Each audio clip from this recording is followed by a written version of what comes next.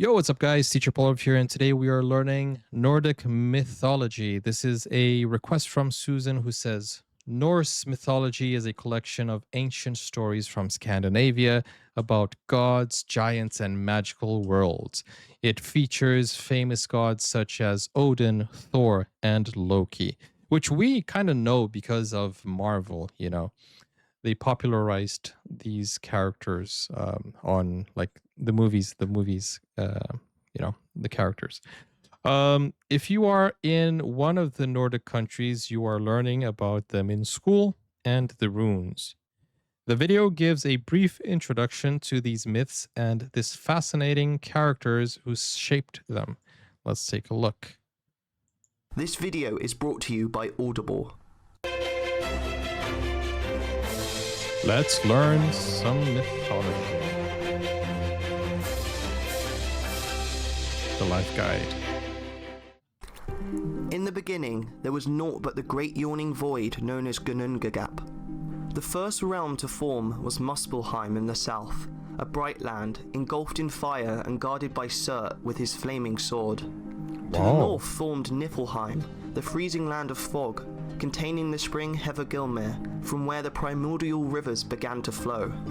These rivers flowed into the void and began to freeze as they came further from their source, until the north of the void was completely filled with ice. The moisture rising from the ice froze, creating layers of rime across the glacial landscape. The south of the void was brightened by the sparks and embers flying out of Muspelheim, creating a warm breeze which drifted towards the icy north. When the rime was touched by the breeze, it began to melt. Droplets came together as new life and took the form of Ymir, the first of the frost giants. This is so interesting. Norse mythology is very interesting, guys. When Ymir lay down to sleep, the sweat from his left armpit formed 2 children, and his legs formed a 6-headed son. From them descended the frost giants. The drops from this rime then formed the cow Adumla, whose milk Ymir used for sustenance. Adumla sustained herself by licking the salty, rime-covered stones surrounding her and Ymir. On the first day that she licked the stones, she uncovered the hair of a man. On the second day, his whole head appeared, and on the third day he was completely uncovered. He was called Buri, and before long he fathered a son called Bor. Bor married Bestla, the daughter of a giant, and they had 3 children together, the eldest being Odin, the second Vili, then Ve. The 3... Dude, I have no idea about Norse mythology. The only things I learned about Norse mythology was here on the channel. Quite interesting, though. Brothers killed the giant Ymir, whose wounds unleashed... And I feel like Ymir is a name that I have heard in Attack on Titan. Am I mistaken? Then Ve. The 3 brothers killed the giant Ymir, whose wounds unleashed a great stream of blood, drowning all the frost giants except Bergelmir, who built an ark and boarded it with his wife. They became the ancestors of all frost giants. Odin and his brothers took the body of Ymir to the center of the void, using it to create the world. The sea and the lakes came from his blood, and the land from his flesh. The mountains were made from his bones, and the rocks from his teeth. Ymir's skull was used to create the sky, and was placed over Earth's 4 corners. How old are these runes? The dwarves, one of whom stood under each of Earth's corners. They are called North, South, East, and West. The brothers then took the sparks and embers flying out of Muspelheim. Is that where the directions come from? Norse mythology? North, South, East, and West? And West.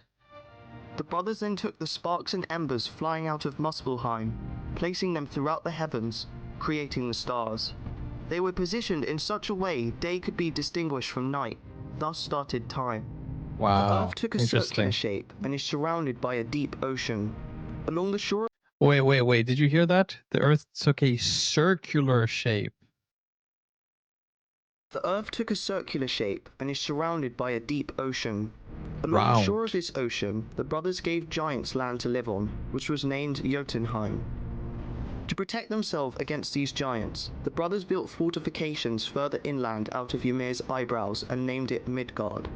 Midgard. Finally, they Lord of took the Ymir's Rings. brains and threw them into the sky, creating the clouds. From driftwood, Odin and his brothers created new life. Odin giving them breath and life, Vili intelligence and feeling, and they form, speech, hearing, and sight. Thus, the first humans were born, a man and a woman, Ash and Elm. They were given a home in Midgard, and it is here where humans still reside to this day. Ash and Elm. The brothers then fashioned a magnificent city named Asgard at Isn't that interesting? Adam and Eve, Ash and Elm. They both have the same initials. this day. The brothers then fashioned a magnificent city named Asgard at the center of the world, a place to call home. Odin became the ruler of Asgard and took the beautiful Frigg as his wife. You're talking about Lord of the Rings, right? Yeah. Wait. What's Tolkien? I'm just gonna call him Tolkien. No? I thought you were talking about Lord of the Rings. Tolkien used a lot of Norse mythology. We see Asgard over here. A lot of things were taken from Norse mythology. Like Asgard is the name of the city. J.R.R. Tolkien, right? She bore him the Aesir, the divine gods who dwell in Asgard, and so Odin came to be known as All-Father, as he is the father of both the gods and mankind. To connect the realms, the gods built a bridge named Bifrost, which is known to the humans as a rainbow. Oh, Next to Bifrost. Bifrost lives Heimdall, who guards it against the mountain giants and is the watchman of the gods. He sports perfect vision in both night and day, golden teeth, and a horn named Gjallarhorn, whose blast can be heard in all worlds. Wow, all In worlds. Jotunheim, a giant named Norfi had a daughter by the name of Night. She, in turn, had a son called Day. Odin took Night and Day, giving each a horse and chariot, who were then bid to ride around the heavens. On Earth, a boy Mani, meaning moon, and a girl Sol, meaning sun, were taken and placed in the heavens by the gods. Sol pilots the chariot pulling the sun, with Mani controlling the moon. The siblings move across the sky with such haste, as they are constantly being pursued by two great wolves, Skull and Hati, who wish to devour them. In all, 9 worlds were created to hold the different beings of the universe. Asgard is home to the gods and Midgard to the humans. Alfheim to the Light Elves and Nidavellir to the Dwarves, also known as the Dark Elves. Jotunheim was given to the Giants, and Vanaheimir to the Vanir, a group of wise fertility gods. Niflheim and Muspelheim are the primordial realms which formed the cosmos. Finally, Hell is the land to which those who die dishonorably go, to spend the afterlife. These worlds are all connected by the great ash tree Yggdrasil. Yggdrasil has 3 great roots. The first sits above Urd's well, the Well of Fate, where the gods sit in council every day. Beside this well live the Norns, 3 prophetic maidens who determine the course of human lives. The second root of Yggdrasil is placed above Mimir's well, the Well of Wisdom. Beneath the final root sits Hvergelmir, the spring from which the primordial rivers originate. This root is constantly gnawed upon by the dragon Nidhogg. High in Yggdrasil sits a giant eagle who creates the winds when he takes flight. A squirrel named Ratatosk runs up and down the tree, delivering insults between the eagle and Nidhogg, provoking Insults? Dude, that squirrel is the seed of deception, you know? So the eagle creates the wind. each. What if it's angry? Does it create like the tornado? Odin, the All-Father, Lord of Asgard and the eternal seeker of knowledge, despite wielding immense power, values wisdom over all else. In his thirst for knowledge, Odin visited Mimir's well, whose waters hold the secret to great intelligence. The guardian of the well, Mimir himself, was not ready to so willingly share the gifts of the well, and so asked for a sacrifice from Odin to prove himself worthy. Odin gouged out one of his eyes and dropped it into the water. Impressed, Mimir offered Odin a drink, who happily accepted. Odin then sought the Norns, who shaped destiny by carving runes, which are Nordic letters, into the trunk of Yggdrasil. That's how he lost his eye. Determined to acquire the power and wisdom the runes could impart, Odin sought them out, but would once again have to prove himself worthy. Odin hung himself from a branch of Yggdrasil, whilst impaling himself on his spear. He also forbade the gods to give him food or water, leaving him to starve in pain for 9 days and nights before the runes finally revealed themselves to him. Wow. From them, he gained invaluable knowledge and could now wield runic magic to help heal and shield his allies or smite and crush his enemies. Dude, that's insane. Odin's true goal is the gathering of knowledge in preparation. Kind of feels like the story of Solo Leveling. Have you watched Solo Leveling? And crush his enemies. Odin's true goal is the gathering of knowledge in preparation for Ragnarok, the end of the world, in a desperate attempt to delay it. To prepare for the... There's a series called Ragnarok, which I was thinking I should probably react to. Is it any good? I've mentioned this before, Ragnarok. For Ragnarok, the end of the world, in a desperate attempt to delay it. To prepare for the climactic fight, Odin sends his Valkyries, a group of divine maidens he commands, to every battle to decide who will be victorious and who will die. They then select the most heroic of the slain and bring them to Odin's hall in Asgard, called Valhalla. Odin sits at the head of this vast hall, with his 2 wolves, Geri and Freki. Odin himself needs nothing to eat, and sustains himself exclusively through wine, which serves as his food and drink.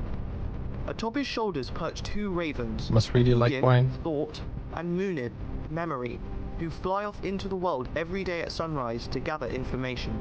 They always arrive back for the daily feast and whisper the events of the world into Odin's ears.